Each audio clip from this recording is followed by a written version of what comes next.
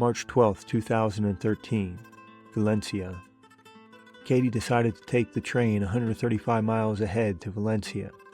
I wanted to bicycle there, so we agreed to meet at a specific hotel tomorrow, and I would camp one night along the way.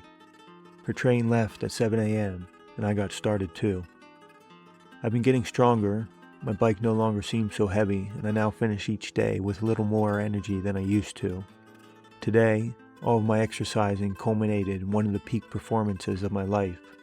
I pedaled hard to feel the power in my legs.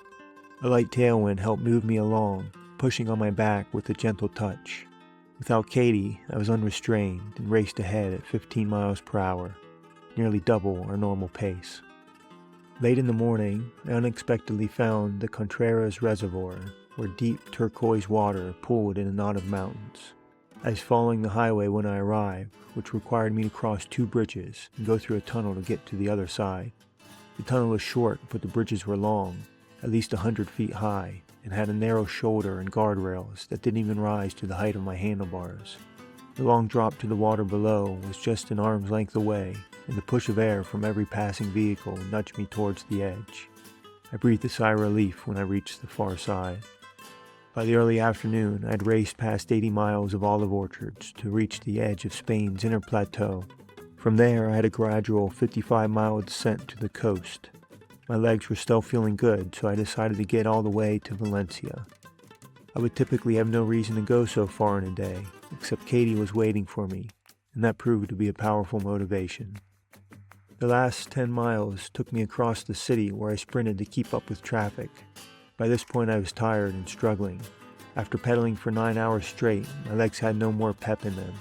I found the hotel just before dark and walked inside to surprise Katie. Despite my exhaustion, we wanted to explore Valencia and went for a stroll following narrow cobblestone alleys busy with people. Old churches and castle walls mixed with a puzzle of buildings constructed over centuries. The bars and cafes were busy, and the smell of fresh breads waffled into the streets. After our long walk, I arrived back at the hotel on weary legs. Our room is on the top floor of a narrow row home with small windows looking out over the city.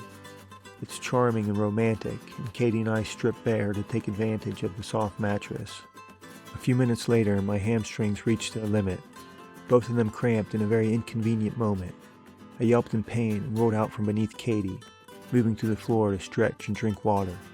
By the time I returned, she was sound asleep.